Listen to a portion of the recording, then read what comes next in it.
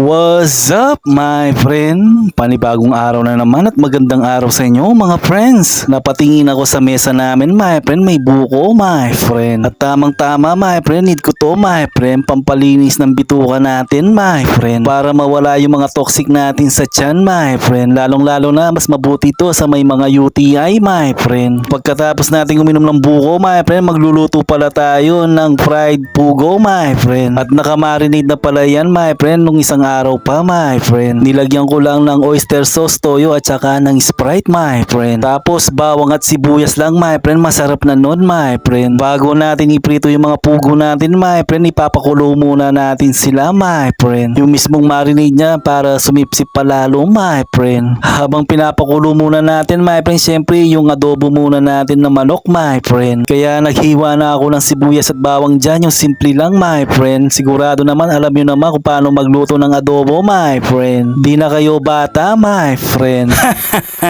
Joke lang. Tapos konting gisa-gisa lang para lumabas yung aroma ng sibuyas at bawang my friend. Pero sa totoo lang, hindi talaga ako marunong magluto my friend. Nakikita ko lang sa magulang ko my friend kung paano siya magluto my friend. Dapat pala culinary na lang yung kinuha kong kurso, hindi barista my friend. Habang ginigisa natin yung adobo natin my friend, ito pwede na siguro iprito yung mga pugo meat natin my friend. Hinalo ko muna yung manok bago ko lagyan ng toyo my friend. Tinensya ko lang yung nilagay kong toyo my friend para hindi maalat my friend. Parang ako lang my friend ang alat ng love life ko. Joke lang. Tapos nilagyan ko na lang ng Sprite my friend para sweet. Kahit na maalat yung pag-ibig ko my friend, pero sweet akong magmahal my friend kapag nakilala mo ako my friend. Joke ulit. At okay na yung adobo natin, pinapalambot na lang natin my friend, kaya nagprito na ako ng pugo meat my friend. Ngayon lang ako makakain ng karne ng pugo my friend. Kapag kumakain ako ng karne ng pugo my friend, sa inuman na lang my friend. Prinito ko lang sila sa mahinang apoy my friend para hindi sila masunog my friend. Nung medyo naluto na yung tatlo my friend, nilagay ko na rin yung dalawa para magkasya na sila my friend. Sana magkasya din ako sa puso mo my friend. Joke lang. At eto na, luto na yung adobong manok natin my friend na yan. Medyo nagmamantika pa my friend. Ang sarap niyan my friend. Kung may cholesterol ka my friend, bawal sa'yo yan my friend.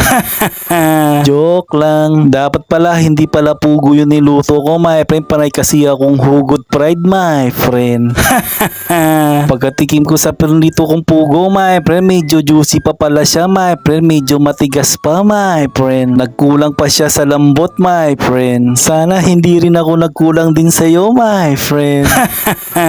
Joke ulit. Kahit na hindi ganong malambot my friend, ang sarap niya pa rin my friend. Para ka lang kumakain ng chooks to go my friend, pero to mas masarap pa sa chooks. Ang importante, masarap yung sausawan mo my friend. Nilagyan ko kasi yung sausawan ko ng sibuyas at saka bawang my friend, para hindi tayo ma-high blood my friend.